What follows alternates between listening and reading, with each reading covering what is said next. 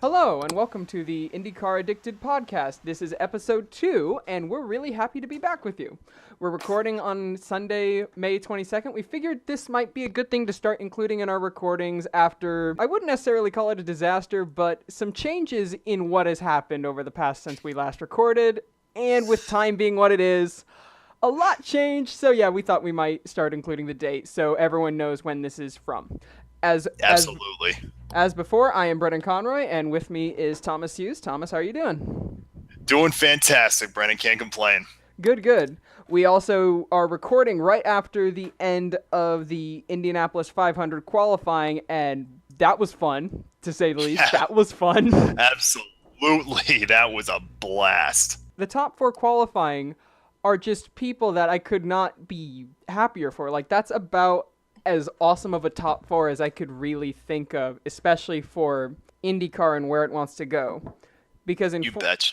Because in 4th, we have a one-time runner. We have Townsend Bell, he's always the guy who I think really should be doing a lot better, but he doesn't have the budget to do anything more than the Indy 500. And the fact that he got 4th, that's perfect. I was personally hoping he would start on the front row, and it was close. It's very close. But I still can't complain at all. 3rd is obviously really good for the sport in the most popular American driver, Ryan Hunter-Reay. What was his final speed? Do you have final speed for RHR was 230.648. That was what it took to get on the front row this year. Lap average 236.48. Fastest lap for RHR was a 230.858. Jeez. Man. And then 2nd place, Joseph Newgarden, who's obviously one of the up-and-coming American drivers, which that's always really good to have near the front. Absolutely. I thought it was his pull to lose until we got to the final. I thought it was his too. He set just a blazing lap. And he was even talking about how he was surprised he was keeping it for so long because of happy hour being happy hour. When the final couple of guys were running, he was worried that he was losing it. And no one was able to take him until Hinch decided, you know what, I'm taking this. What a story that is in itself. I mean, think about not just him winning the pole, but think about how much of an incredible story that would be if he actually made it the full 500 miles and won that race. What an incredible story that would be. To think about this is a guy who nearly died on the same track last year. That's right. This is like his 5th race back from injury. He just took the pole, pulling 3 laps that were over 230.75 miles an hour. His first 3 laps were 230.885, 230.94, and 230.765. And he took pole just as hard as you could take it. This is one of the most amazing things I've ever seen. That's right. That's an incredible, like I just said, that's an incredible story in itself. I mean, think about Robin Miller, and many IndyCar reporters for many years have talked about how the Indy 500 needs to is trying to resurge itself since the split. And then because all these incredible stories have happened and everyone thought, I don't know if it was Miller Pruitt or Marshall Pruitt wrote an article yesterday about why he thinks the IndyCar series needs to change Indy qualifying. Yes, yeah, but I think it was somebody wrote, it was 2006, where everyone said towards the end of the race, like if Marco won, this would be the year that the Indy 500 would be back right on top where it used to be. And moments, and I think it's regained. I think it's regained its luster a bit, since especially when Danica Mania, among other things. But this moment, imagine seeing if James Hinchcliffe were to not only become the second Canadian driver to win the Indy 500, but to come back, that incredible story. What a story that would be for not just in motor racing, but in all sports. I think if Hinch won the Indy 500, that would just set off, I don't know, I wouldn't say set off alarm bells, but it would just be fantastic because that's probably one of the greatest comebacks to ever happen. Yeah, like you think of Kyle Busch coming back from injury, when he came on to win the championship. Right. And there are many other moments like Buddy Lazier winning the Indy 500 with a broken back. Michael Jordan playing in the NBA Finals with flu-like symptoms. The list goes on of many different things that you can equal like that type of a status to. It would be absolutely unbelievable. if you want to go back, Bobby Baughan winning the game-winning Stanley Cup goal in the 60s with a broken ankle. Oh, I remember that. Yeah. You remember that? You're like 20-something. I remember reading about Yeah. it. All right, anyway, what else we got going on? Anyway, so as well with the top 9 being that was just an incredible battle, 10 through 33 also produced some interesting stories. The top qualifier of 10 to 33, Oriol Serbia, another one-time driver. That's pretty cool. I'm really happy for him. I'm really happy for him too, and he took 10th by almost 0.6 of a mile an hour over Rossi, which that itself is a great story. He's the highest qualifying rookie in 11th. That's right. And then we have probably the most controversial driver in the Indy 500's history, especially since last incident with Sage Karam, Takuma Sato, rounding out row 4. Good old Takuma Sato. We will get into him later in this broadcast. Yes. I personally like that he's in 4th. I know a lot of people do not like that he's in 4th and would rather he be out on the back of a tow truck. But we'll get into that. That might be what a character. That might be coming up on one of our lists. It's not on mine. I don't know about yours, but we'll see. We'll see. Yeah, and Max Chilton finishing 22nd in a backup car. I thought he did really good with that. Absolutely. And then the other interesting story, it's not necessarily good because it was kind of weird, but Tagliani didn't even run anything. He's 33 based on no time. And ladies and gentlemen, that's what happens when bump day becomes fill day. Yeah. Bump day becomes fill day, and you start looking at it and go, we're going to be low anyway, we might as well just not run. Just happy to be here. No, I'm going to get a big check at the end of the day. We're all set to go. Yeah. And the one other person I would like to mention, because in comparison to last year, he's done absolutely amazingly. Brian Clausen managed to finish 28th compared to, I think he was last year? I know he was on the last row, but... Yeah. Yeah, so very good showing for Brian Clausen. Matthew Brabham, 27th as well. Very good for a first-time team this is only their second race ever run. Mm-hmm. So yeah, both very, very good stories. And now that we've done a decent job, I think, of going over qualifying, only other story I can think of is Trash Bag Gate with Montoya. What was that? It's one thing to, back in the day, correct me if I'm wrong, but they would just simply wave off the time and go again. So what did they do differently this year? Oh no, they just waved off the time and gave him another shot. Oh, okay, yeah, because I think it was ABC that said something like they'll give it to him, but the way they explained that got me thinking, wait, wouldn't they just simply wave it off and then go again? What's going on here? I actually was kind of hoping that it would stay like that because I'm going to the last row party this year in Indianapolis. I thought, ooh, I'm going to get to see Montoya at the last row party. Man, that's... Oh, well. Well, that'd be cool. But still, you've got some great talent that'll still go there, no matter, even though they're not gonna, even though they're starting in the last row, there'll still be some great guys you'll be able to meet. Yeah, Hawksworth, Lazier, and Tags are going to be. That'll be a great story in itself. You'll be able to see Buddy. If you get the chance to talk to him, ask him the broken back winning the Indy 500. That's incredible. That would be, yeah. And then the other thing I just wanted to touch on for a brief second, it's Penske didn't really have that good of a day because 3 cars were in the Fast 9 and then Montoya was the only one out of the Fast 9, but they finished 6th, 8th, and 9th in the Fast 9. The only person in between them going 7, 8, 9 was Aloshin in 7th. Yeah. And then Montoya down in 17th. Montoya's can be explained as the way he explained it was the trash bag messed up the front wing, which that's a fairly suitable explanation. But it was really weird with how the Penske cars really didn't do that well today. They're not bad, but far from best effort either. Right. It's just, it was different. They're still where they need to be, but it's not like they swept the top 3 qualifying spots like they should. But what are you going to do, right? Just happy that they've been successful. And another story I keep thinking of coming with comebacks, Honda has taken 8 of the top 12 qualifying positions. That's incredible in itself. And I think it was Marco that was complaining about Honda not having the fair shot with Chevy having that test day, and Honda did not. Yeah, Honda has 8 of the top 12. The only Chevy drivers are Newgarden 2nd, Power 6th, Pagenaud 8th, and Castrama's 9th. Honda's got Hinchcliffe 1st, RHR 3rd, Townsend Bell 4th, Munoz 5th, Elation 7th, Servia 10th, Rossi 11th, and Takuma Crasho 12th. Yeah, it was Even what as what one of was his, that? even as his fan, I will still call him Takuma Crasho.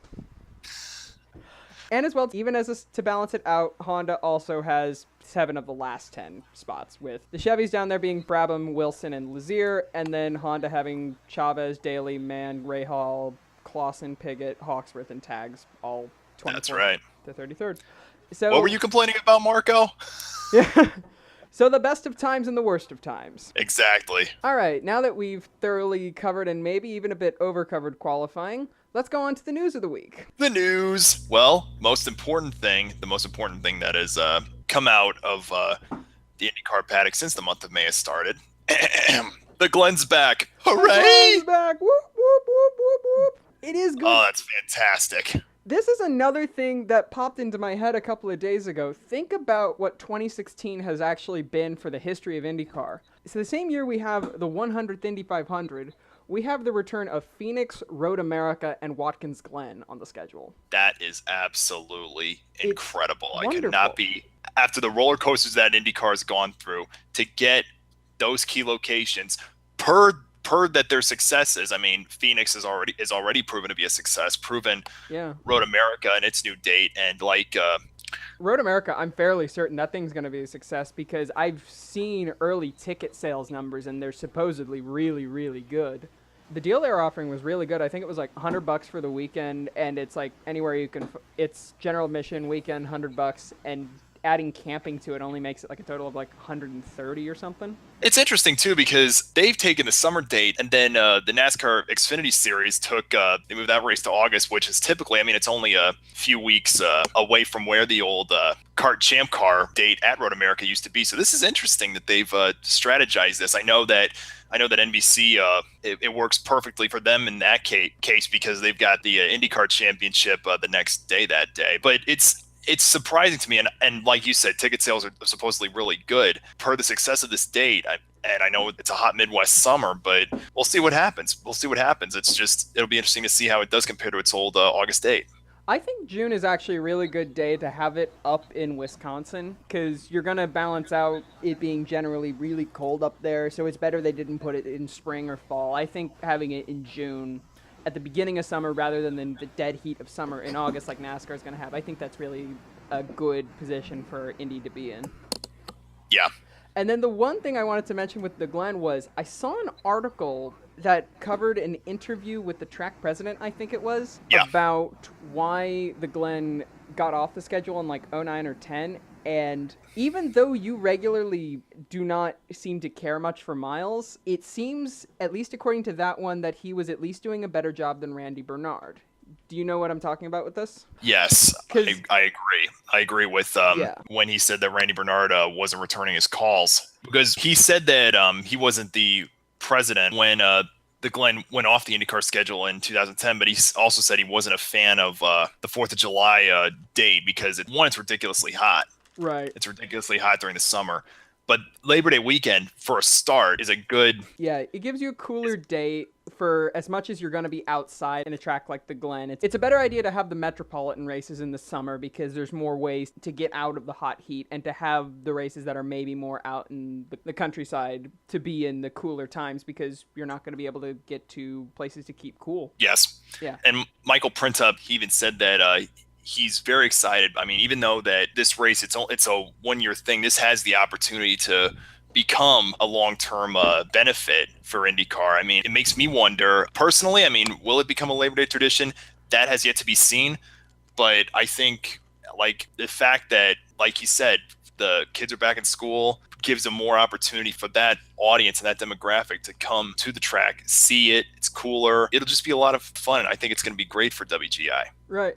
I hope it is. I'm just worried that if they were losing money as Printup was saying that they were with the original race, I'd say if they come close to making money, at the very least on the race, they'll probably renew. If they make money, they'll be renewed for a very, very long time. Because at least from that interview, it seems like ISC is actually kind of keen if they can work out stuff with Indy about getting more Indy races back on the schedule, which would be phenomenal. That's right. Yeah, it's all about marketing. And it's interesting that he said in the press conference about he wasn't sure quite yet about would the Boston tickets be redeemable for this race. That's an interesting. I think I saw a deal that the Boston tickets are going to be refunded, and they're going to be refunded over the next couple of months. So Okay. if any of our listeners have Boston tickets and you haven't received anything like that, at least according to the press release I heard, money should be returning by August or so. Very good. Which that is a very, very long time, but it's what's going to happen. I mean, that's cutting into the chase, but I mean, what are you gonna do, right? I mean, yeah, it's a race that didn't exactly work out. Yeah. What do you think? I mean, if like me personally, getting into sponsorships and whatnot, if they wanted to like draw like major sponsorship to this, the previous sponsor of the event itself was Camping World. Yeah. Marcus Lemonis, he's a big racing fan in itself. And I know that Camping World, he's got a great NASCAR sponsorship. They just announced that the Citrus Bowl in Orlando going to be named after Camping World. Right. I'm just throwing this idea out there. So if you get bored by this, listeners, forgive me. Just me shooting the breeze. Just me shooting my ideas out. I think it would be a great idea, especially because the Glen, as far as I've heard, it actually has decent campgrounds for a racetrack. You bet. So it really does. So yeah, having a sponsor like Camping World, it'd be a decent fit. I'm trying to think of other companies from around that around that area. Yeah, just think of it, the Camping World Grand Prix. Yeah, a new fall tradition. Yeah, I would have said Kodak would have been a really good sponsorship, but yeah. Good luck with that one. Yeah, I wonder if you can give sponsorship money in 12-year-old cameras anymore. What are you gonna do, right? Yeah. If it was like Kodak Digital, then that'd be one thing, but... Yeah, but, well, I guess the better joke should be, I wonder if you can pay sponsorship in bulk paper that was stock. Right. So, apart from Watkins Glen, there's one sponsor that I saw come on for the Indy 500 that actually I think is a good sign for the series going forward. I wanted to see what you thought. The fact that Napa's sponsoring Alex Rossi for the race. That's incredible. I'm actually really happy for Rossi that he got that kind of sponsorship, and it's surprising in a way. To me, it's surprising in a way. I'm incredibly surprised that Napa is sponsoring a car for the 500. Supposedly the deal I heard is going to be their main sponsor for the 500 and then going to be an associate sponsor going forward. This is something I think is probably a good thing going forward because this is a big sign of sponsorships maybe returning to bigger corporate levels. Because I remember I'm fairly active on the IndyCar section on Reddit, and when we first saw those colors, the people on Reddit and I thought it would be, we didn't think much of it. Like, we thought it would be either Sunoco, who's obviously already connected to IndyCar, or, do you remember back a few years ago, Dad's Root Beer used to sponsor Power 2?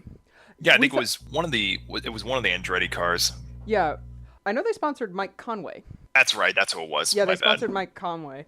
But yeah, the general consensus was it would be one of those sponsors either already have a connection with IndyCar or a smaller time but still half decent sponsor.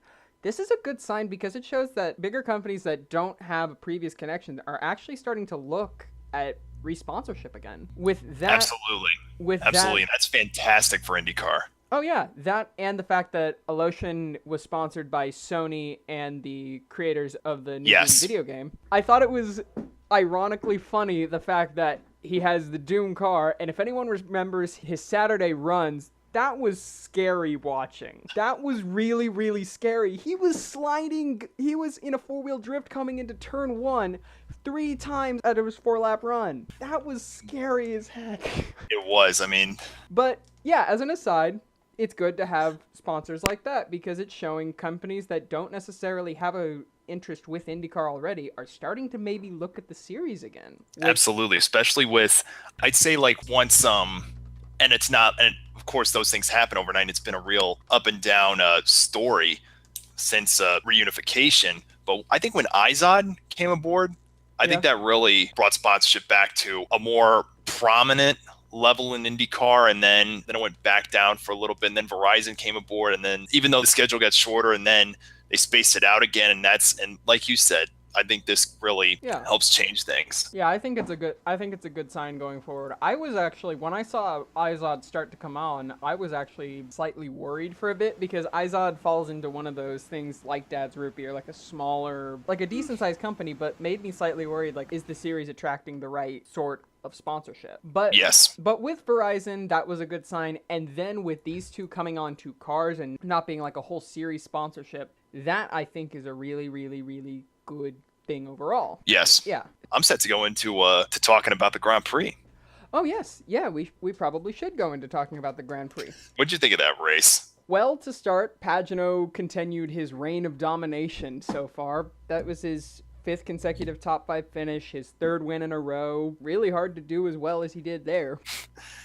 He's on a hot streak. Like I said previously, Yeah. this is the hottest start for an IndyCar driver since his fellow countryman, Sebastian Bourdais, 2007, in that McDonald's car number one. Eddie Cheever brought up at the end of the race an interesting point where he made the comparison of Simon Pagenaud to another Frenchman, that of the professor Alain Prost, talking about how his driving technique, the way he prepares himself for a race, was really an interesting comparison, I thought. It was an interesting comparison. I'm always kind of skeptical when those comparisons come out generally, but I saw that went, this isn't that far off. Because I generally think recency bias plays into a lot of those sort of comparisons. Like in basketball, a lot of people look at a hot streak and go, oh, it's Michael Jordan. Oh, it's Kareem. Oh, it's That's right. Scottie Pippen. Yep. But this is one I read through and like, I actually don't think this is that far off. This is backed up with a decent bit of evidence, and I don't hate this comparison. Absolutely not. It's great. It's great for the sport. It's great for Team Penske.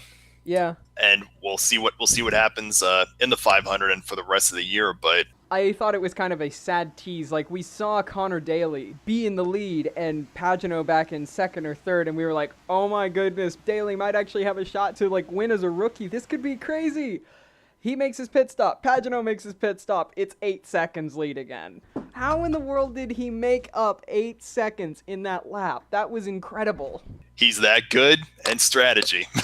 Yeah, that was a really, really, really incredible strategy call that they made, and it worked. It really, really worked. Absolutely. I mean, really happy for John Menard, for the Menard's car to...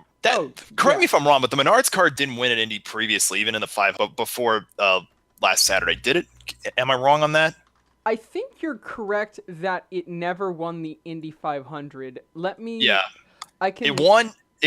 I know that Paul Menard won in the Menard's car in the Brickyard 400 in 2011, but I don't think he ever won the Menard's car ever won an IndyCar race at Indy. So that in itself is pretty sentimental if that's true. Yeah, at Indy I don't think they ever won a race. They've definitely won. Oh yeah, they won plenty of races over the course of their career, but yeah, that moment in itself was cool. The big problem I had with that, and I messaged you this during the end of the broadcast, why wasn't Victory Lane used? Like I addressed it with you, the Indy GP is of course a big race. It's not going to be one of those races in which it's mentioned with a driver's introduction, and I think that's the reason why. And that's one of the things why I think the Grand Prix needs to be separated in a way from the Indy 500 itself, because when it's that close together, it really takes the prestigeness, if that's even a word, out of the month of May and the importance of racing in Indianapolis. I think the Indy GP is going to go alongside the Sprint Unlimited is to Daytona kind of as a race sort of thing. Like, for where it is, it's going to be something to mention, but it's never going to be what the Indy 500 is, obviously. And I think that's its correct place in the hierarchy. Like, it's a bigger race than winning at something like Toronto, but it's never going to be like Long Beach or Indy, at least in my mind. Well, even Toronto, that's the third biggest race of the year, I think. I mean, when you think of 5 races, you've got like the big 3 that are currently on the schedule in my mind are Toronto, Long Beach, and the Indy 500. With me, I think that separating it, if it were me, I'd move the race to Labor Day weekend, because I will give the Glen a shot before I even go. Before I. No, but no. And I'm not taking anything away from the Glen. I'm saying I like the Glen. If it were me, I'd do this one off, see how the success rate is, and then I'd move it to the old Formula One date, in early October. That way, That wouldn't be the worst idea, I don't think. yeah. But because and the reason for that is because it's Labor Day weekend. It's another 3-day weekend. Indy in the afternoon. Darlington at night for NASCAR. It's just a better mindset or a better opportunity. Like make this race should be what the Coke 0400 is to the Daytona 500. Yeah, make this. You don't run 2 points paying races in the same month at the same track. It doesn't make any sense. Well, it makes sense in some cases. Like, I like the dual weekend they do in Detroit. I think that's a really good. That's a good idea, like for a one-off, like the way they did it a couple of years ago with both Detroit, Toronto, and Houston. That like too much of it is bad for the sport, but if you do like a one-off like they do in Detroit, that's pretty cool. I like that. It gives a nice variety and freshness to the schedule. Right, I definitely think that's a cool way. Actually, I think they should put it closer to the end of the weekend because I think it was the 2014 season where we came into Detroit. Elio was up 50 points over Dixon in the championship, and then in the weekend, Dixon was leading. I think that's right, and that killed Helio's chances at the championship. That was a race. That was a weekend. Everyone was watching, was going, "Oh no, he's just." That was one of the races. If we were doing a top 10 all-time heartbreak list, Elio's 2013 championship would be way up there because that was just an awful weekend for him. Yep. Yeah. That was something else. That was. Oh boy. Oh man, yeah. Like that's what I would do for the month of May. Okay. Yeah. First weekend in May. Okay. Gates open at Indy. If it were me, I'd have a special, like you can consider it an all-star race, like the first Saturday that gates open at Indy. Right. I'd call it. This is just a working title. Okay. I call it the Verizon Indycar Challenge. Okay. It's like the Sprint All-Star race, and except only in this one, I would include winners of the Road to Indy. I would include all the major ladders come together, put on a show. The month of Indy has arrived. Bonus money, like no points involved. It's all a showcase for money, that sort of thing. That would be my kickoff, similar to like an All-Star race or like what a Sprint Unlimited is to Daytona in February.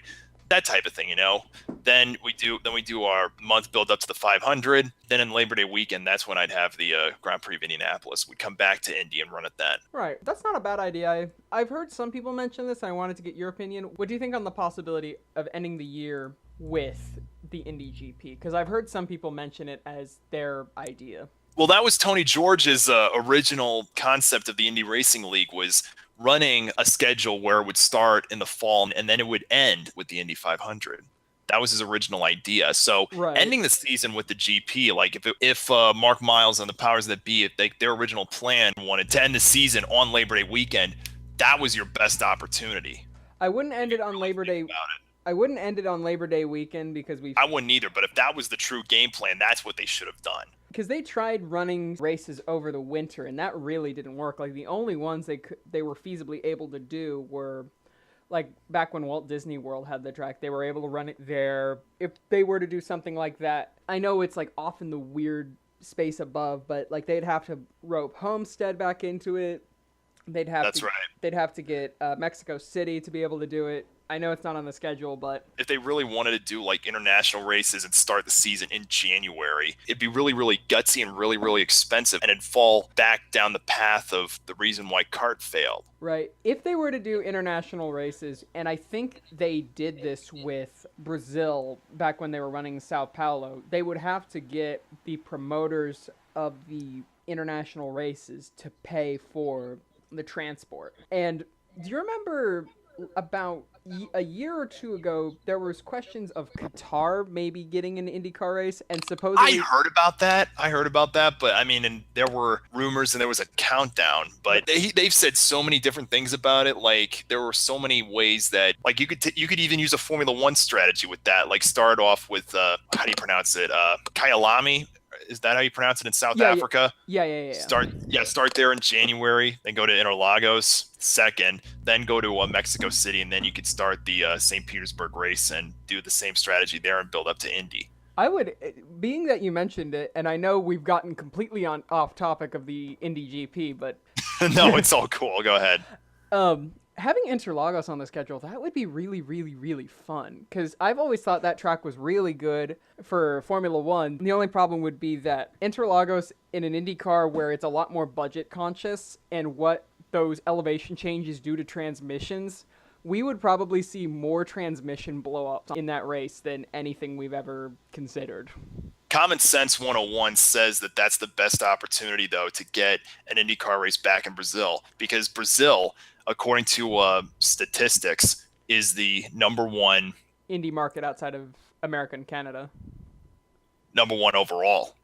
Oh, wow. I didn't expect that, actually. That's right, yeah, because of Tony Kanaan, Helio. It makes sense. Yeah, if they wanted to do an Indy race internationally, the two countries I could see that would be the most anticipated are because of their drivers. It would be Colombia because of Munoz and Montoya, and then Brazil, obviously, as you said, because of TK and Helio. That's right. And the only problem with that is that one of them is most likely going to be retiring here soon. I say most likely, I just see it because Tony Kanaan's... Is he over 40 now? Let's check. Tony Kanaan is 41 right now. He's getting up in the years. Helio's in his 40s too, or late 30s. He's... Oh, wow, he's 41. Yeah, that's a bit worrying. And the other problem is that, am I right in saying there's not a ton of rising Indy stars from Brazil right now? None that I can think of off the top of my head. There's no other Brazilian driver in IndyCar proper. And the only Brazilian driver on the ladder, as far as I know, is rookie Andre Negrão. I'm not particularly good with Portuguese, so I apologize if I butchered that name, which I know I probably did. That's all right. He's the only one in the pipeline, or like a near pipeline, and he's down in 9th in Indy Lights, so that's not a particularly good sign. Side second to talk about Indy Lights, it's really good that they have 16 cars running in that series right now. Yeah, not much, but it's still good for the series. It's 4 cars over what they were running last year, yeah, because consistently last year they were only getting 11, sometimes 12 cars, and they've got 16 that have been running the whole season so far. That's right. But yeah, okay, cut to the long story short, if IndyCar wanted to go back to Brazil, they have to focus on Interlagos. Period. End of story. Right. They would have to focus on Interlagos. Though anymore with the way Indy's going, I actually think Colombia might be a better shot because they have... But what racetracks in Colombia? I know it's not ideal for great racing, but the way I see with Munoz and with Chavez, I know you don't like it. I know you don't like them. But a street race in Bogota, I think, actually would have half a decent shot of doing well. Good luck. Like I said, I know it's not ideal, but I think it actually has a decent shot of doing well if it's organized right. I don't know, man. We'll see. Like I said, I know you're not the biggest fans of street races. That's a whole nother show in itself. Yeah. But yeah, I mean, if it's a permanent facility, I'm all for it. I think permanent facilities right now are the thing to focus on. But that's neither here nor there. That's another conversation. Yeah. I want to really get into our main topic for the show. We're gonna have a lot of fun with this one. Oh yeah, the heartbreaks. This is something that we decided to come up with. We had been talking over the last few weeks, and for our post-GP and Indy qualifying podcast, we're going to be doing another podcast, recording it tomorrow, but we thought we'd get this in today because we didn't want to end the week on a sad note. We thought we would create a top 10 list of Indianapolis 500 heartbreaks. Those moments when we watched the Indy 500 and you really, really, really felt really bad for whatever happened to these drivers. You might not have been able to watch some of these. I know one of these you definitely weren't able to watch because television wasn't invented, at least on my list. That's right. Here's the criteria, that at least from my criteria. We both did a little bit different. We tweaked it out a little bit, but here's the main criteria for it, okay? 3 simple rules. A, the moment had to be an instance where the true definition of heartbreak was accountable, the definition of heartbreak being a noun, overwhelming distress. B, the moment had to occur within the closing moments of the Indy 500. And C, this is where Brennan and I tweaked ours differently. With me, I wanted to challenge myself, so I decided that the moment had to be with a driver that had not won the Indy 500 previously. Right. So that's where Brennan...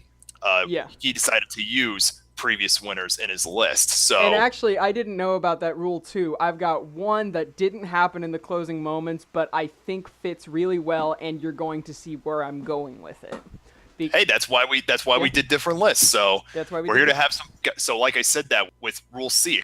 So I challenged myself. So moments like Rick Mears 1982 and Emerson Fittipaldi 1994, as big of heartbreaks as they were, those are not on my list. And I did not use either of those. So first off, we wanted to start off with honorable mentions, and I know we both have two. And I wanted to see, first off, what yours were. Yes, my honorable mentions. My first one being Gary Benhausen, 1972. Ooh, what one was that? I'm not familiar with that. Gary Benhausen dominated the 1972 Indianapolis 500. He really dominated the race, completed 94 laps, continued to lead halfway. He pushed record speeds that day. 18 cars were out of the race by 400 miles. Yeah. 27 laps to go. Caution light comes out on the backstretch. When the green came back out, Benhausen's car began to hesitate. Oh, no. 25 laps to go. Benhausen's car slowed, north end of the track. And after leading 138 laps, the ignition quit. Oh. That one. Yeah. Yep. And that's the problem. This is an honorable mention, and I'm already making noises of just feeling awful for that guy. That's right. Though some of these we're probably not going to be that surprised because I'd never heard of that one, and we're probably going to have a couple of these the same near the top of our list. My second honorable mention, Takuma Sato, 2012. Oh. As I will leave what I was about to say, but go ahead, because I think you know what I was about to say. Oh, man. Takuma Sato. Poor kid. That one hurts for me. That one really hurts for me. I have been a fan of that guy since Formula One, and in Formula One, he had a crash almost, not necessarily like that, but a crash that kind of summed up, I think, his entire Formula One career. It was Austria, it was either 2002 or 2003, driving for Jordan Formula One, coming around one of the corners. Another car spun out, was coming through the inside of the corner, and when Sato was going around it, the back of the car slammed into the side of it. That was the biggest heartbreak in Formula One from him, and then his wreck in 2012. Oh no. I was on the edge of my seat, being as big of a Sato fan as I am, going, oh my goodness, he's gonna do it. He's gonna win the 8500. He's going so much faster than Dario. Oh, but no! Yep, goes in. It's one thing if you think you got it, you go for it, but he crashes. Dario Franchitti goes on to win his third Indy 500 in the final race of his career. Yep. All right. So my two honorable mentions. These two are more heartbreaks just because of how close they were to a big moment happening for these drivers, and I thought they were deserved just because they're the definition of close but no cigar, we'll say. All right, let's hear them. My first honorable mention, Castroneves 2014. He got past, it was either the second to last or the absolute last lap by RHR. And that would have been the fourth Indy 500 win for him. He would have tied Rick Mears, Al Sr., and AJ Foyt, where he, I think, deserves to be in one of the greatest drivers in Indianapolis history. But he lost to RHR by 1/17th of a second in the end of it. And then the only one I think that was bigger, and this was close to making my list. I was really, really close to putting this on the list. It was another one that I'll get into that just barely made my list, but this one got in over it. Scott Goodyear in 1992. He got kind of a wonky start, but was so close to getting Al Jr. on the last lap, and lost by under 1/23rd of a second. I think it's the correct is like 1/23.3 something. But that I think was the closest finish in Indy 500 history. It was so close, it looked like a dead heat at the line, but at least from the timers, which is what we had to go by because it was so close, it was hard to see what happened. It was almost, I think, too close to see what happened by the high-speed cameras. Al Jr. That finish though was it was insane, unbelievable. And I'd actually say I've got two other events from that race on my list. Oh boy. We'll get into more detail on that one. But let's crack into our top 10, shall we? Yes. Should we just do 10, 10, 9, 9, 8, 8, 7, 7, or do you want to do 10, 6, 10, 6? I'll go my 10 through 6. Then you can go through your 10 through 6. Then we'll go. I'll go 5 through 2. Then you go 5 through 2, and then we'll both do our number 1 pick. Okay. Perfect. All right. So I'll start with my number 10. My number 10 pick is Roberto Guerrero, 1987. Ooh, yeah. 20 laps to go. He led Al Unser Sr., by almost a full lap. Came into pits for a final fuel stop. All he had to do was a splash and go, and he would have won the race. But then the clutch fit. Then he attempted to pull out. The engine stalled. Oh man. I mean, they tried to get it refired. They started to roll away, and the car stalled once again. Yeah. Coming down pit road. The lifeless car sat on pit road as Al Unser Sr. drove by, took the lead, and never looked back. Nope. And that was what I think gave Al Sr. his 4th win, wasn't it? That's right, yeah. Yeah. So that was one that played into IndyCar history in so many ways, and not necessarily the way Guerrero wanted it to. No, absolutely not. Number 9, Al Unser Jr., 1989. Ooh, which one's this? I didn't have this on my list. This one, Emerson Fittipaldi was leading the race, and Al Unser Jr. was closing in. Oh, I do remember this. Paul Page was doing the call, and they were the camera was showing both the drivers' wives cheering their husbands on pit road. They were going back and forth, seeing the race, seeing Junior close in a similar way to when Rick Mears closed on Gordon Johncock back in 1982. He came up really close, and then he had him. Then Fittipaldi passed him again, and then he went under him. I think it was turn 2 or turn 3. I don't know which turn it was, but he goes to pass him, and then Fittipaldi tried to block him. He hit him. Unser Jr. crashed out. Ooh, yeah. 2 laps to go, and while Emerson Fittipaldi got his first Indy 500 win, Al Unser Jr. was left with total heartbreak, which he would eventually redeem in 1992. But yep, and then as we got with one of my honorable mentions. That's right. Number 8, Raul Boesel, 1993. I think I know this one, yeah. In pre-race interview, I think it was Jack Arute was interviewing his car owner, Dick Simon. And Dick Simon was so emotional at the start of the race. He felt that this was his best chance to finally win the Indy 500. And with that engine, with that car, he just felt absolutely emotional, just talking. And you could see it in his eyes. Yeah. You could see it in his eyes. So, green flag. Caution. The caution comes out. The first caution, okay? Raul Boesel was among those who pitted under the first caution. Right. So as he was exiting the pit stall, he was momentarily blocked when Scott Goodyear pulled out of his stall further down the lane. Mario slowly pulled out of his box and was ahead of Boesel. Both cars entered the warm-up lane together, and Boesel was going at a much faster and slipped by. He passed Andretti in the warm-up lane, and so Boesel was penalized. Yeah. Dick Simon was livid. Yeah. And so this is and keep in mind, this is only in the beginning of the race, but here's what happened, okay? Time passes, okay? Boesel, he takes the lead. He got his lap back. What happened was the caution came back out on lap 169 for Robbie Gordon. Yeah. Under the yellow, Raul Boesel re-entered the pits, but he pitted while they were closed. He was a sort of a stop and go penalty, even though he didn't lose any considerable track position, and he came back to a 4th place finish. That was still, you get a penalty with 30 laps to go, you're probably not coming back from that. That's right. I mean, in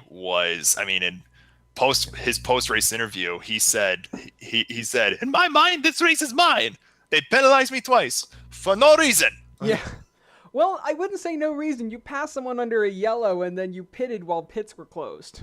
Yeah, there was that. If you rewatch that entire race, it was a real confusing scuffle for that whole. Go ahead. Can I actually do a third honorable mention? Because you reminding me of that race reminded me of one other heartbreak. The fans at the 1993 Indy 500 when Emerson Fittipaldi decided to drink orange juice. Oh man, that was.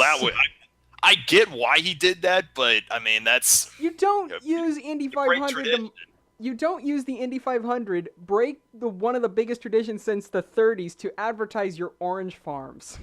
I mean, I get why he did it, but I mean, it'd be like, imagine if Jeff Gordon won the Indy 500 and he promoted Pepsi instead of drinking the milk. Okay. But anyway, okay, so number 7. Yeah. This is the big one. Paul Tracy, 2002. Yep. Oh man, if the light just came on like a few seconds after, he would have had that race in the bag. From just the thought of his excitement when the caution came out, I could hear it play over and over in my head. Woo, yeah, baby! Yeah. and then sent to the back. Well, not sent to the back. He still got the runner-up spot, but it just, I mean, it was in the height of the split. Yeah. Like Barry Green said, there's a problem. They're not going to let one of us win. Yeah. It just like, I mean, the finish was protestable, but when you rewatch the video that ABC showed, clearly saw when the yellow light was on that Helio was out in front. I mean, I hate it for Paul Tracy. I hate it for him. Yeah. Because he never had the chance to fully recover. But that whole debate about, kart versus IRL, that was ridiculous. I actually have in my closet a shirt that says Paul Tracy, the real champion of the 2002 Indy 500. Oh, man. And then your number 6. Yep, my number 6, Danica Patrick, 2005. Oh, yeah. It was all built up. If she won the race, that would have skyrocketed. That would have skyrocketed everything. But Todd Harris's call, like, you'll never forget where you were. I mean, he oversold that to the moon and back. But I mean, it was a big deal, her winning. And had they had better fuel strategy, she would have won that race. Oh, definitely. I also think it's really, really, really too bad that the one win she got in IndyCar was the one that absolutely no one was going to watch because it was all the way in Japan. Yeah, but I mean, it's different. I mean, she's got talent. She's got talent no matter what she drives. It's just... She's got great talent, but she's in a series, I think, that doesn't showcase it that well for her. Mm-hmm. I think, honestly, she would do a lot better coming back to IndyCar because the way her driving skills work, they're just a lot better for IndyCar than they are for NASCAR. I don't know, but it's like Sam Hornish Jr. Like, he was originally offered Dario's ride when Dario retired, but right. He even said the only way he'd ever go back to IndyCar is if he absolutely had to. Which is the problem Indy's trying to repair for itself, because a lot of it is due to the fact that Indy just doesn't pay out a lot of prize money. That's right. Okay. That's right. Okay, so let's hear your 10 through 6. My 10 through 6. I didn't actually have these in any sort of order, but as we were discussing yours, I kind of organized mine into a 10 through 6. And yeah, so there are some similarities, so we'll get those out of the way first. On my 10 through 6, I had Takuma Sato 2012. I wanted to put that one higher, but then thinking about it, mainly just because it was such a personal heartbreak for me watching that. Yeah. I also had Roberto Guerrero 87 on there, because that's just stalling on pit road when you're so close. That's just And then also Paul Tracy 2002, because don't call IndyCars crap wagons. Yep, and I can't believe he thought that Team Green, even Paul for that matter, he said over the radio, I don't know if he thought that IRL used NASCAR's rule book entirely, because he even said if you look back at that finish, you hear Paul Tracy say on his radio, and NASCAR, they race to the flag. Yeah. Because they did at that time. I heard that and was like, Paul, come on. You're trying to justify you won it. It was a bad break. Even I was kind of on Paul Tracy's side for a while, which is why I have that shirt in my closet that I mentioned. But yeah, hopefully Paul Tracy doesn't... I'm kind of half between I want Paul Tracy to listen to this show and I don't want him to listen to this show, because he would probably ask to come on the show and then just spend it yelling at us. Hey, Paul Tracy, We love you, man. You do great on NBCSN. You're a legend in open wheel racing. If you ever want to come on to the IndyCar Addicted podcast, the door's always open. Anytime you want, we're here for you. We'll let you scream at us as much as you want. Come on. Yeah. Yes, sir. And then, all right. Okay, so the two I have that were not on yours. So this is what I've got. This is the one that violates your has to be at the end of the race because I thought it was worthy enough to be on the list. Go for it. And actually, the two I have are both from the same race. And also, because I have 3 from 92 on here, this is one from 92 and the other's from 92.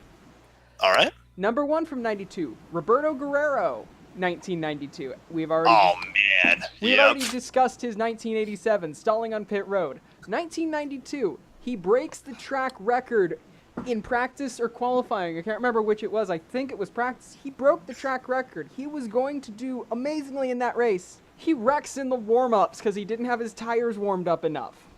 That makes Kevin Kogan look like Mario. I know. I didn't watch it, but reading about it, I've just felt awful for him. He's had 2 of the worst breaks in the history of the Indy 500. You hate it for him, though. You really do. You have to. And then the other one from that race, I hope this is within your top 5, because if it's not on your list at all, I will be astounded. 1992 Michael Andretti. Yes. You lead 160 of the first 189 laps of the race. That's fairly qualifying as dominating the race. Your brother, Jeff, and your father, Mario, wreck earlier in the race and both got really hurt, so you're racing for them. You're doing well. You're pretty much going to win the race, and your fuel pump fails on lap 190. He ran the motor hard that day. He did. And probably a lot of that could be shifted to blame that he shouldn't have kept the revs that high, but still, he led... Why Carl Haaston radio in saying you're 28 seconds ahead of second place, slow down, like McLaren did with Senna at the Monaco. He crashed out that one year. Monaco 88, yeah. Though I can add some justification to Michael's side for not slowing down. Senna did crash because they told him to slow down. Right. Yeah. Still, though, you lead 160 laps. You're going to be the first Andretti to win the Indy 500 in 24 years since Mario 68. And your fuel pump fails in lap 190. And you have to go spend the rest of the day at Indy Methodist to go visit Jeff and Mario. That's right. When he was pulled back, when ABC showed him, he did not want to talk to anyone when the car was being towed back to Gasoline Alley. Oh, no. That was absolutely wow. But anyway. Okay. So, top 5s. Yep, 5 through 2. I'll go first. Okay. My number 5, Marco Andretti, 2006. Yeah. Yep. Yeah. That, I mean, green comes out. Michael's leading, and then Marco comes in. Everyone was so excited. The Andretti curse is going to be over, and then Sam Hornish Jr. out of nowhere. I mean, Marco was very cool in his post-race interview to ABC, but that was a little bit of trivia. That was the last Indy 500 that ABC did as ABC Sports before ESPN on ABC went into effect later on that year. Interesting. Yep. Anyway, but yeah, that was... You make an excellent move to block Sam Hornish. Last lap, you've got a crazy gap back to second. He's going slower down the front stretch. You pretty much have it in the bag, and then... That I felt sick as I saw Sam start coming in turns 3 and 4 because I was like, "Oh no, Great. It's still great that the 2 American drivers battled it out like that for the win. But everyone was saying this is so, like IMS radio. This is so exciting. A teenager leading the Indy 500 in the closing stages. I think I found the radio commentary synced up to the. I think I found the Indy radio commentary synced up to the TV video broadcast, which is actually a lot better to watch than the TV commentary because they already had it sealed up in their mind because the commentator was like, Marco's going to win this thing as he took the white flag. And everyone who watches that definitely thought the same thing, that Marco was going to win that race. Yep. I mean, and Rusty Wallace, who was on color for ABC, he was so excited by that finish, he forgot what race he was watching. Yeah. It was like, this is the most exciting Daytona 500, Indy 500, I'm sorry. And that was the one where I rubbed the side of my temples. I'm like, why did you get Rusty to call an Indy 500? Well, they had to warm him up somehow for when NASCAR came aboard the following year, right? Yeah, true. True. Yeah. But anyway, all right, number 4, Robbie Gordon, 1999. Ooh, I don't have this one. If you watch the last 20 laps of the 1999 Indy 500, Robbie Gordon's team, they gambled on fuel mileage, okay? They listened to the radio back and forth. Robbie was so nervous that he wasn't going to make it. You think he's not going to make it. He is going to make it. He's not going to make it. He goes, I'm nervous. He goes, and his team radioed back, you're doing fine. Your fuel is okay. And then Tom Sneva was saying it makes you wonder if they're just saying that or if they're serious because they didn't know. Right. But and then he comes down the backstretch like he started really slow to save fuel because his lead over Kenny Brack was slowing because he was trying to conserve fuel. And then he comes on the radio. He just said on the 2 laps to go on the backstretch, I think I'm going to run out of fuel. And then Bob Jenkins goes, the white flag is in the air. And then Robbie goes, I'm out of fuel. He's out of fuel. God. And he instead of going down the front stretch, he dives down pit road. And then the camera caught it perfectly when AJ Foyt jumped out of his seat on his headsets, and he just goes, "Bring it home, Kenny! Bring it home!" Oh. And then Kenny was so nervous, he was like, "Don't say anything until we take the checkered." That was it. And then he was so nervous. He was like, "Was that the checkered flying over? Negative, Kenny. You only got the white checkered this time." Yeah. And it's good that he said that because that would have prevented something like what happened with, I think it was last year in Indy Lights, where the guy at Mid-Ohio dove into the pits before taking the checkered flag. Yeah. But yeah. That was Sorry. Yeah, but Robbie was cool and collective. In his post-race interview. He was very calm. He was very calm. He had a smile on his face. I think it was Gary Gerald that was interviewing him. He said he was just very calm and collective. And he was like, and then he said, and then we got the backstretch and the meter went straight to E, and he was just like, oh, great. Yeah. Yep. All right. Fun fact, fun tidbit. To date, that was the last Indy 500 one with Goodyear tires. Oh, interesting. Yep. All right, number 3. Yes. Michael Andretti, 1992. Ah, yes. I knew that would have been on there. It had to be. Yep. They play the music. They go to commercial break. 13 laps to go. Paul Page leads us out back in the Indy 500, and Michael Andretti is slowing. Yeah. And then they cut to Sandy and they hear jumping out of her seat. Yeah. Oh man. And then they hear it saying, "I don't believe it. The engine quit." Yeah, that was just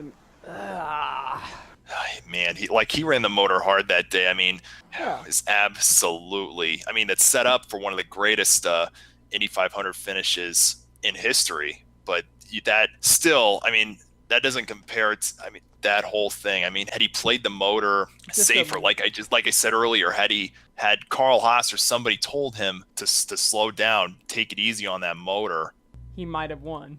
He might have had a better chance at winning. But I mean, I don't know if he was desperate, if he was just so desperate to get the 500 win or not. But I think he was desperate to get it over with because, as I had mentioned, the Andretti curse. His father and brother were in the hospital, and secondly, the curse. He thought if he didn't get it there, he wasn't going to get it at all. I mean, he said, I mean, it's like in '95, the last Indy 500 he competed in before 2001. He was asked, "Was this your best chance of winning the 500?" When he hit the wall leading the race, "Was this your best chance of winning the Indy 500?" And he was just like, "One of them." Yep. He was so down. You think of Michael Andretti, that's literally the Dan Marino of Dan Marino of IndyCar racing. Like, Dan Marino, greatest quarterback to ever win a Super Bowl. Michael Andretti, arguably greatest driver, greatest open wheel racer, never to win the Indy 500. Oh yeah. Number 2, Scott Goodyear, 1995. Ooh, what's the 95 one? I don't have this one. I thought his big one was 92. Scott Goodyear was his first race of the season in 1995. Tasman team, they had the car that month. Honda Power, Firestone tires. It was their first season apiece. Tasman had everything right. They were the favorites that day. They started 6th. They were hard to beat. So get to the closing. Goodyear was He was in perfect position. Okay, caution comes out. The last caution of the day. I think was it the Jimmy Vasser caution? I can't think of it off the top of my head. I don't know. I don't know much either. Okay, well, but anyway, cut to the chase. Okay, he was leading. They were ready to he was all set to go. The pace car that entire day was acting up. This was the race where after that, drivers, like professional drivers, like Johnny Rutherford, Sarah Fisher, Jeff Bodine in NASCAR, etc., from that point on, drove the pace car for moments like these. Because 10 laps to go, the green was coming back. It was Scott Goodyear, Jacques Villeneuve, Christian Fittipaldi, Bobby Rahal was in there somewhere, and there was one other driver with the top five. Eliseo Salazar. Yeah, Eliseo Salazar. And they were the top five. And so 10 laps to go. They're about to go into turn 3. Scott Goodyear floors it. You can see the tire tracks he left behind. Floors it. The pace car, instead of going down the pit road runway entrance, the pace car is still on the track. Scott Goodyear blows by the pace car. Oh. He blows by the pace car, and everyone on the TV, they were like, whoa, whoa, whoa, that can't be right. Yeah. And he just took off. Jacques Villeneuve has said for many years, I was not going to beat Scott Goodyear, because he knew that the pace car, he passed the pace car, because he was given a 2-lap penalty that day. Yeah. That day that he made up. And that race is arguably what got Jacques Villeneuve his Formula One ride at Williams. But and then he goes on 2 laps later. The TV camera shows Scott Goodyear coming down the front stretch, and you can just hear Paul Page say, "Oh no, they're going to show the black flag to Scott Goodyear for passing the pace car. Scott Goodyear is about to lose the Indy 500. The leader of the race is now officially Jacques Villeneuve." Which you would have to argue. You would have to argue on the side of Goodyear. The pace car shouldn't have been out at that point, right? Exactly. And so, because when they gave him a black flag and a stop and go penalty, and when Steve Horn got on the radio and said, "You're getting a stop and go penalty, Scott." Last year, Indianapolis Motor Speedway's YouTube channel, they have a video of him talking about the incident, 20 years to the day. And he said that Steve radioed him saying they want to stop and go penalty. And Scott got on the radio and he said, "Steve, I'm not coming in." And Steve said, "All right, go full throttle." Because when he looked after he passed the pace car, when he passed the pace car, he looked up and he saw the light was green, and he said that's all he needed to go by. Because if they were right and they did take the penalty, they wouldn't have gotten that position back. Right. Yeah. Yeah. So I agree with Scott. That was the right thing to do for him to stay out. I hated for him in that perspective. And so Tasman, they were going to file protest, but after seeing the video evidence, the yellow light was in fact on when he passed the pace car. So they understand their mistake, and so they decided not to file a protest. Oh, yeah. But yeah, it's a real interesting video. I mean, that whole race. I mean, Dr. Jerry Punch called it the Injunction 500. There were so many penalties that day. I mean, I call it the Indianapolis 505 because of how Villeneuve had to win it. Oh yeah, absolutely. There's so many ways you can call 95. But yeah, Goodyear passing the pace car it emerged as the story of the race, and that is just the look on his face. And then his recount of it 20 years later, really an incredible story in itself. Oh, absolutely. All right, so that was your 5 Your through 5 2? through 2. All right, my 5 through 2. So, the one that we had together was Marco Andretti 06. Nice. My 4 through 2 are actually different than yours. So Okay. Let's see what you think. Two of them do violate your Rule 3, so you wouldn't have had them. Okay. Number 1 of these 3, Mario Andretti 81. This is one of my favorite stories. Oh, yes. And I think this is the race that confirmed that there really is an Andretti curse. This was a race that I think it was some sort of confusion with passing a car under the yellow. Was it between him and Rick? Rick Mears ended up winning that race, right? No, Bobby Unser did. Bobby Unser was the one who passed all those cars. I remember Jackie Stewart's call they were driving past, and then Jackie Stewart was like, "Oh, he's passing that cars. Oh, that is a no." But I will never forget. I mean, of course, I wasn't alive back. I wasn't even conceived yet at that time. But yeah, but listening to that call was hilarious. But but yeah. nonetheless, but that was So you with think of protests and you think of the Indy 500 that easily, right, rightfully so. with that call of a protest that ended up giving the win to Mario Andretti. And they filed a protest. It wasn't confirmed until the next day that no, it was Mario Andretti's. And there's even a picture out there right now of Mario Andretti posing with his car. I think it was was the car sponsored by Miller High Life? Yeah, I want to say Miller so. High Life. There's him posing with oh no, it was an STP car actually. STP. Oh yeah, because I knew STP was 82. Yeah, Yeah. that's right. Because STP then driving the because Miller driving High the Life fo- was Newman Haas. driving the 40, him posing with the Borg Warner trophy and his face twice on that trophy, and then 4 months after that race, having it taken away. Man, That was the one that it almost as well qualifies breaking your rule number 2 because it technically didn't happen in the closing moments of a race. It ended up happening several years later. but still, that moment has lived on in Indy 500 history for many years. Oh, absolutely. And I would say is most likely a reason that NASCAR has its rule of the race is decided on the race day. That's right. Okay. Number three. Number 3. Parnelli Jones 1967. This was an experimental race because they were driving the Paxton STP turbo car. It was a turbine jet engined car. And it was doing amazingly. It was one of the biggest race contracts I think ever back in the 60s because Parnelli Jones was paid $100,000 plus 50% of any prize money they would earn for the race. Back then, that's incredible. That was incredible back in the 60s. He ended up leading, I think it was 150 laps of that race. He led most of the race. The car failed with about, I think it was 8 miles to go, so that would have made it lap 197. The whole turbine engine goes up in smoke. Kind of the same thing as not an inconsistent story here. What I think makes it a bigger heartbreak is no one knew what happened initially. It's just the whole thing started going up in smoke. They take the car apart in the garage. It was a transmission bearing that, adjusted for inflation today, would cost you a whopping 50 cents. A 50 cent in today's money's part, so back then it would have been like 10 cents. A 10 cent part back in 1967 ended up losing you the Indy 500.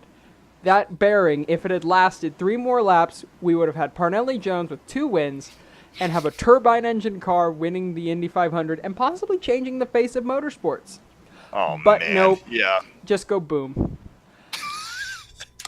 And then number 2. I have a feeling we're going to have the same number 1s, but let's see what I have this as number 2. You might not have known this one. And this is what I meant by you couldn't have watched this on TV because this was before television was invented. The guy's name was Ralph De Palma. This was the 1912 Indianapolis 500. Ralph De Palma led 196 out of the 198 first laps. He was running amazingly through that whole day. His Mercedes threw a rod on lap 199. His team ran out to the backstretch and ended up pushing him across the line. And of course, he ended up losing to Joe Dawson in a national win. And it would have been $20,000 to the winner. But yeah, Ralph De Palma, Italian driver, would have ended up winning. But lap 198, throwing a Conrod. Wow. You just have to. That would have been the most dominant Indy 500 ever. And then just end up. Okay, so And number boom 1. goes dynamite. Boom Number goes. 1. I want to. Let's eke slowly things out of this and see if we have the same one. Did it happen? Okay. Did it happen in this century? Yes. Has it happened within the past 5 years? In fact, 5 years before this one. Yes. Was it in a car for Panther Motorsports, sponsored by the United States National Guard? Do you want to say it? Do you want to say it at the exact same time? Ready? Yes. One, 2. 2, 3. J.R. Hildebrand. Hildebrand. And I can actually recite that whole call to the end of it. Easily. As far as actual racing goes, take Las Vegas 2011 out of the picture. This was the best call of Marty Reed's career, hands down. I think I can do it. Tell me if you can. Tell me what you think of this. Through the final 2 corners, J.R. Hildebrand. Lap traffic. He's got to get around the lap traffic. He's going up to the green. No, he hit the wall. Just like Thomas Scheckter. Keep on the gas. Dan Weldon is going to win the race. That is unbelievable. That was spot on. I have watched that so many times, and to think that we both had 2 consecutive races with 2 of the biggest heartbreaks. He was on your honorable mention, Sato 2012, and the 2011 is both in our number 1. Yep, J.R. Hildebrand. I mean, that whole thing, the build-up to that was a fuel mileage race at the end of it. I mean, you'd think, okay, maybe Dario's got it. Now Danica's got it. Now, a guy named Bertrand Baguette.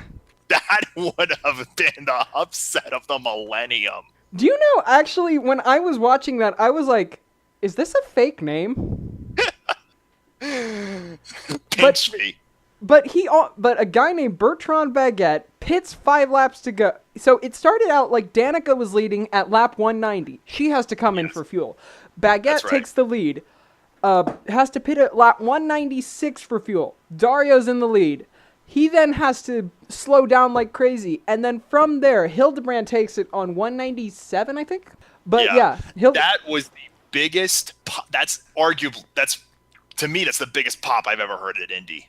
Was him leading, taking the white flag. Oh, I think that was one of the biggest crowd cheers in Indy history, was him taking the lead, an American rookie, 100th anniversary of the first Indy 500. National Guard car, singing the praises of Panther Racing. Yeah, coming into the last lap, Charlie Kimball, turn 4, last lap, who had already been incredibly commended because that was his first Indy 500 coming back with type 1 diabetes. That's right, yeah. But, I don't know. It was like rookie mistake. Yeah, you went up into the gray, and you just slid into the wall, and what makes it worse was that he was sliding down, and we thought, he still has a chance to win it wrecked. Yep, just like Thomas Scheckter hit the wall. Yeah. And then, out of the corner, Dan Weldon, in a car that had never run, in a car not belonging to the team owner, the first time Brian Herta, I think, had ever run a race. It was a 1-race team, 1-race deal. He was still in a weird spot because of leaving Panther, and he wins the Indy 500 right in front of John Barnes, who fired him. I didn't think of it at the time, but that moment in itself was... I was overcome with heartbreak to even... to me, thinking back when I watched it live... Dan Weldon winning the 2011 500 was an incredible story in itself. But seeing J.R. Hildebrand, my stomach's turning just thinking about it. I know. That was one of the worst to watch because you get a fresh-faced rookie actually have a shot at it and then just so brutally taken away in one corner. And unfortunately, that's what he's been remembered for. Even Eddie Cheever today reminded us all. Every time you think of J.R. Hildebrand, you can't help but think of 2011 and the Indy 500. I can't help but think if he's going to be remembered for that for the rest of his IndyCar career. If he wins the 500, people will remember that, but they'll remember him even more that he won that he won the Indy 500, which is why I want to see him win the Indy 500. I think everyone would love his career. Everyone would love that. Yeah, I don't know how realistic it is, sadly, just because he's not in the best position for it. Which is a shame. It is a real shame. It's sad that he almost created his career in the 2011 Indy 500, and then what ended up being his last drive with Panther was the 2013 Indy 500, finishing 33rd by crashing. That's right. He has just had one of the most tumultuous careers for a young, really, really promising American drivers. It's just, Sausalito, California. Yeah. The 23-year-old from Sausalito, California. Listen to the crowd cheer him on. Panther Racing. Oh, so good. Yeah. Best call, like I said, best call of Marty Reed's career. I definitely think so as well. That race actually gave me a lot of respect for Marty Reed, because even though a lot of people, including myself, don't necessarily like him as a commentator, didn't necessarily like him, that, at least to me, showed how much he really cared about racing, the fact that he could bring up Thomas Scheckter right off the top of his head. Absolutely. Yeah. Sorry for finishing this podcast on a down note. We just thought this would be a great idea to get this in. And don't worry, it's not really going to be on a down note, because we're going to be recording tomorrow a new podcast. And it will be, I'm more happy because it will be our Indy podcast preview coming up to this Sunday and the Indianapolis 500. Talking about our favorite Indianapolis 500 memories. It's going to be a lot of fun, and it's going to give us that goosebumps, the hair going up on our back of our mind, get us ready for Sunday and the 100th anniversary of the Indianapolis 500. Right. It's going to be interesting because this is actually going to be the first Indianapolis 500 I've ever gone to. I'm incredibly excited to be going, especially the fact that my first race will end up being the 100th, a race with so much history to it. I'm really happy, excited, and jealous that you're going to be there. Yeah, hopefully if our plan ends up going through, that we can end up recording a podcast together, because we have to run these through Google Hangouts. Hopefully I'll be able to show you some of the pictures I'm able to take. Absolutely, that'd be a lot of fun. Yeah. So thanks for listening to us ramble on for way too long, because we ended up at 95 minutes with this, at least in the recording. We'll see how it ends up being cut down. Thanks for listening to us ramble on and just have fun talking about the Indy 500. We had a great time. We know we really did. This should be up on Monday or Tuesday, and the next podcast should be up by Wednesday. I don't know. If it's not up by Wednesday, I don't know what I'm going to be able to do, because I'm driving to Indianapolis that day. I'll do my best. I'm going to get it out ASAP so we actually have a preview podcast. So we had fun. Thanks for listening, and we'll see you next time, guys.